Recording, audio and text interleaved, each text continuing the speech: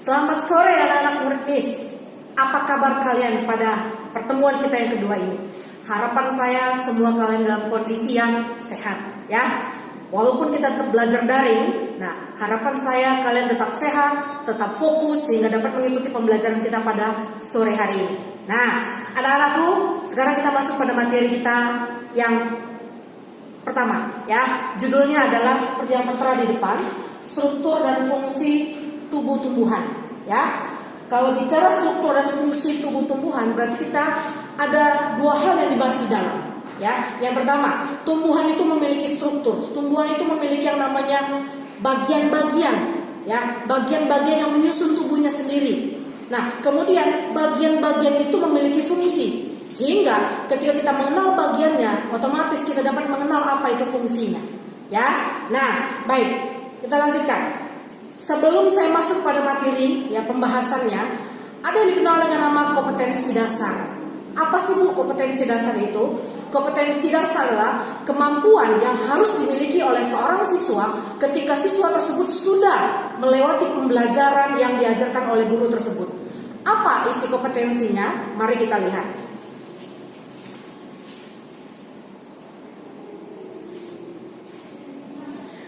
Oke. Isi kompetensinya adalah yang pertama, menganalisa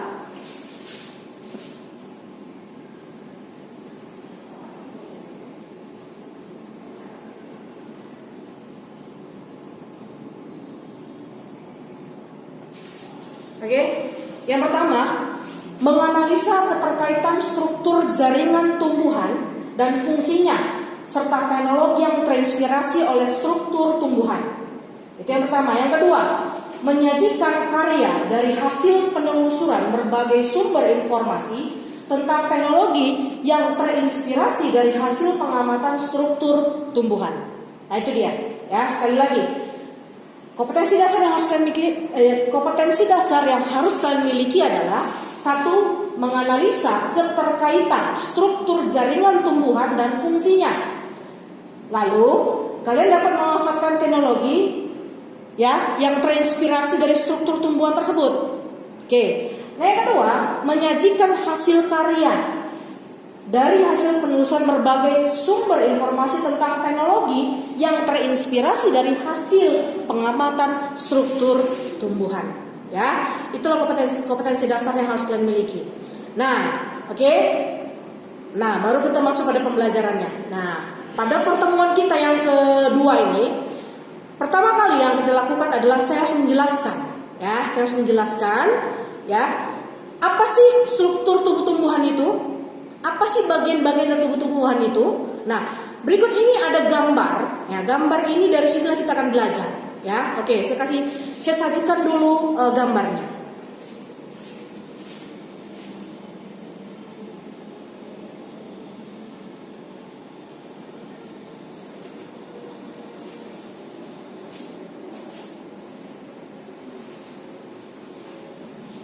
Sudah? Kalian bisa melihat di depan itu adalah gambar apa?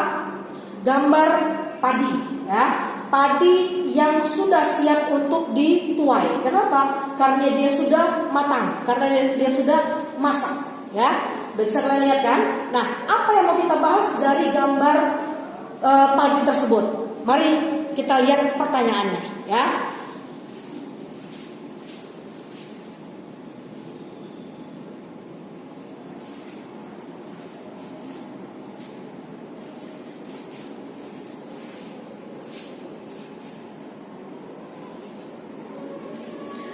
Oke, pertanyaan yang pertama. Bagaimana padi dapat menghasilkan beras? Berarti ada kegiatan yang dilakukan oleh padi di dalam tubuhnya sehingga dia dapat menghasilkan yang namanya beras. Oke? Nah, yang kedua, di manakah proses berlangsungnya? Di manakah proses tersebut berlangsung? Paham kan maksud pertanyaannya? Di manakah proses padi bisa menghasilkan beras? Berarti ada kegiatannya. Di mana kegiatan itu terjadi? Itu pertanyaan dari soal nomor 2. Nah, nomor 3. Bagian mana dari tumbuhan yang menghasilkan beras?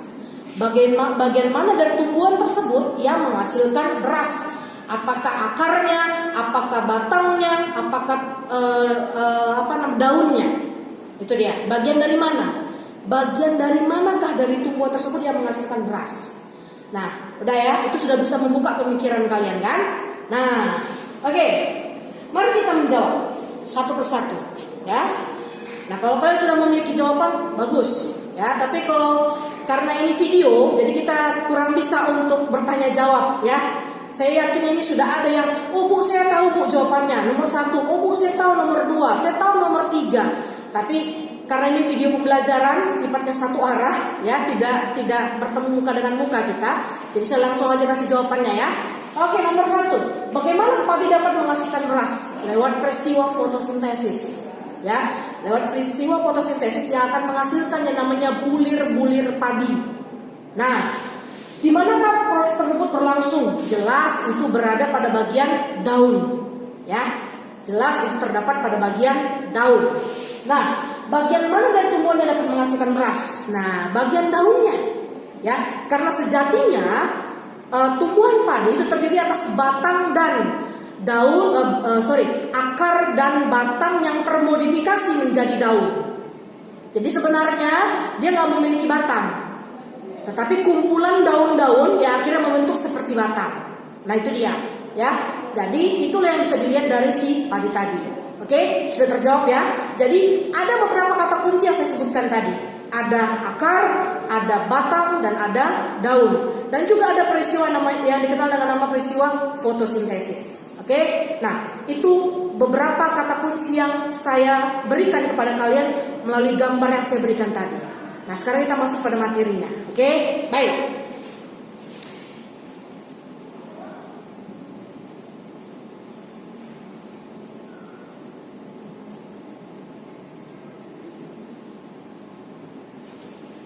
Oke, tumbuhan terdiri atas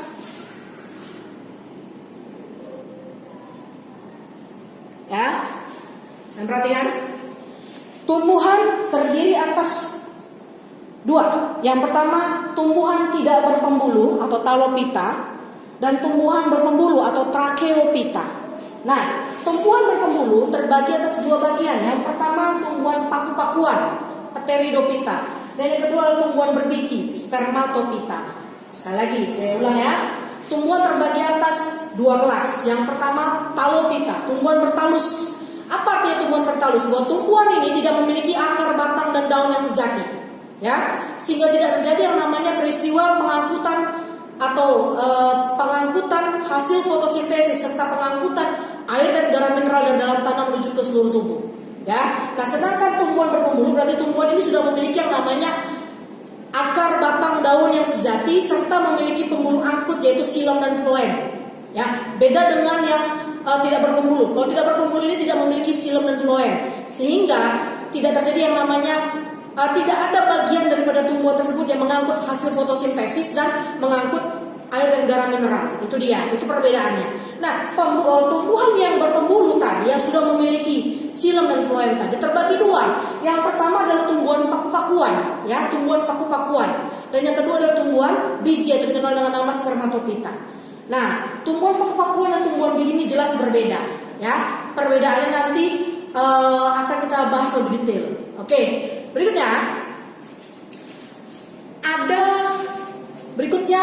berikutnya saya berikan satu gambar tumbuhan yang utuh, ya. Nanti kita bahas satu persatu.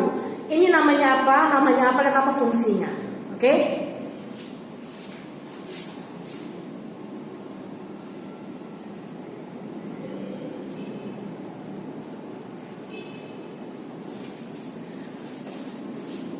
Oke, bisa kalian lihat ya.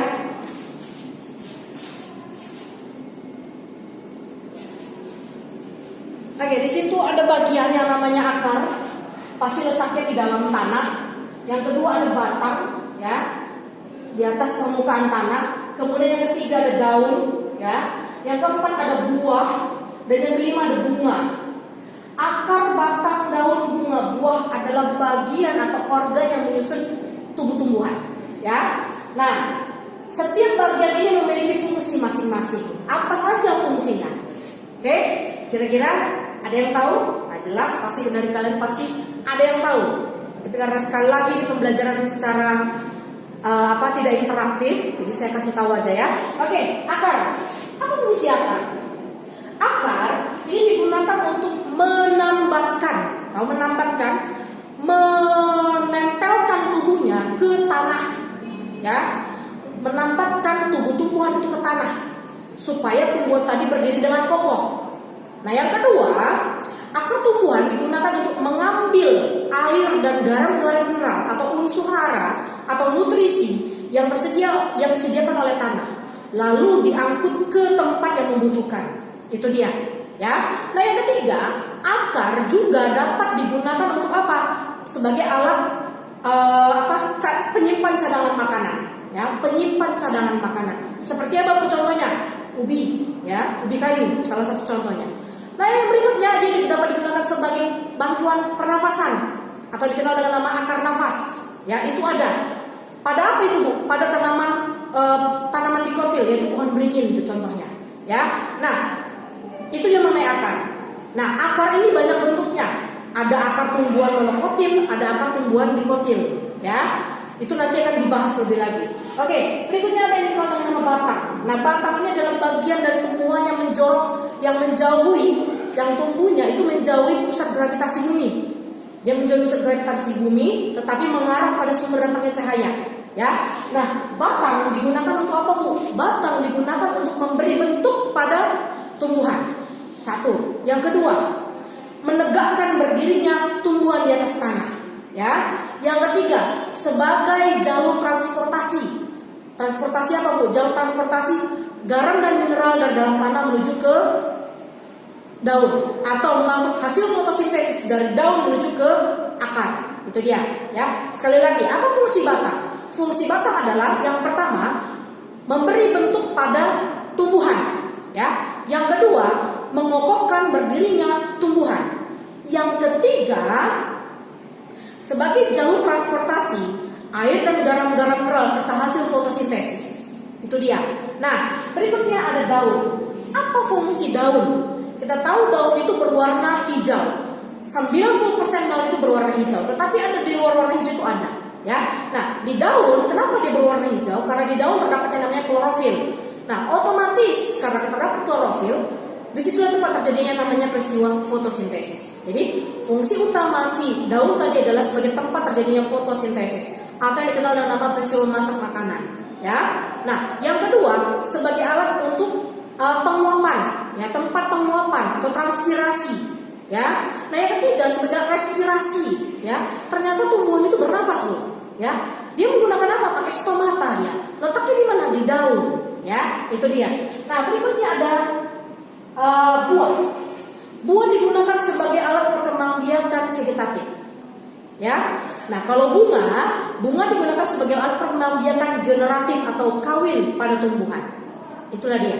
Nah, ini adalah bagian-bagian bunga beserta fungsinya. Ya, bagian-bagian tumbuhan beserta fungsinya.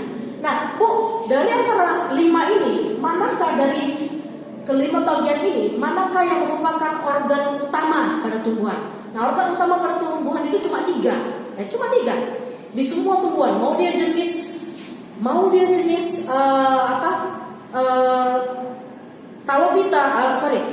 Pteridophyta atau tumbuhan paku, mau dia jenis biji-bijian itu sama, ya. 3 ini pasti dia punya. Apa saja itu, Bu? Akar, batang, dan daun. Ya, akar, batang, dan daun. Itu 3 bagian utamanya, 3 organ pokok utama. Sedangkan yang 2 lagi, buah dan bunga itu adalah organ tambahan. Artinya tidak semua tumbuhan punya bunga, tidak semua tumbuhan punya buah, sehingga dikatakan sebagai organ tambahan. Ya, nah demikianlah video pembelajaran kita pada siang hari ini. Ya, oke. Pada hari ini saya tidak memberikan tugas atau apapun, tapi cukup kalian saksikan video saya. Ya, jika memang perlu kalian catat silakan dicatat, tapi kalau hanya sebagai informasi silakan kalian dengar. Oke, baik. Demikian informasi, demikian pembelajaran hari ini. Tetap semangat.